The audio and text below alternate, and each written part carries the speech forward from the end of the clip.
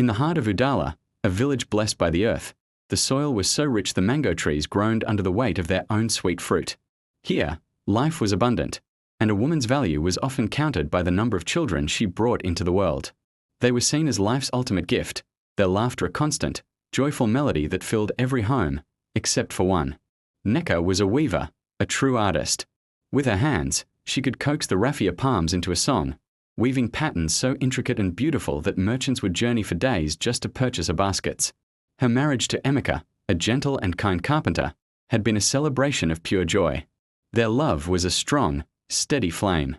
But as the yams were planted and harvested, season after season, a silent, creeping shadow began to lengthen over their small, happy home.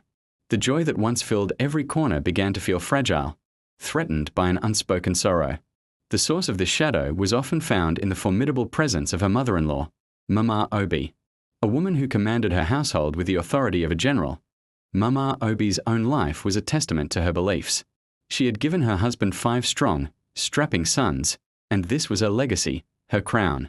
Her gaze would often fall upon Nneka, lingering on her flat belly with a disapproval that grew sharper and more pronounced with each passing market day.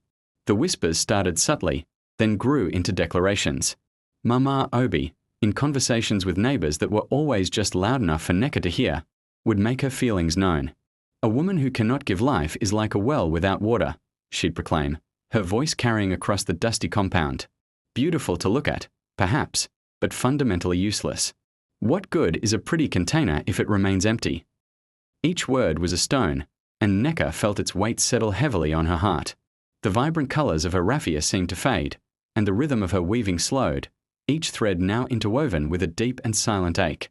The village of Udala, once a place of warmth and community, started to feel different. The cheerful greetings from other women, their babies strapped to their backs, now seemed tinged with pity. The joyful cries of children playing in the dust, a sound Nneka once loved, now served as a painful reminder of the one thing she yearned for most. Her own home, a sanctuary built with love, began to feel like a cage of expectations she couldn't meet. Nneka tried his best to shield her. He'd hold her at night, whispering reassurances, his love a balm on her wounded spirit. But even his deep affection couldn't completely drown out the relentless voice of his mother or the sympathetic, yet judging, eyes of the village. Nneka would spend her days weaving, her fingers moving automatically through the familiar motions. But her mind would wander to the ancient baobab tree that stood at the edge of the village. It was a silent, massive sentinel that had witnessed generations come and go. Its trunk was thick with age, its branches reaching for the sky like gnarled fingers. The village elders said the baobab was wise, that its roots ran as deep as memory itself. They called it the Tree of Life.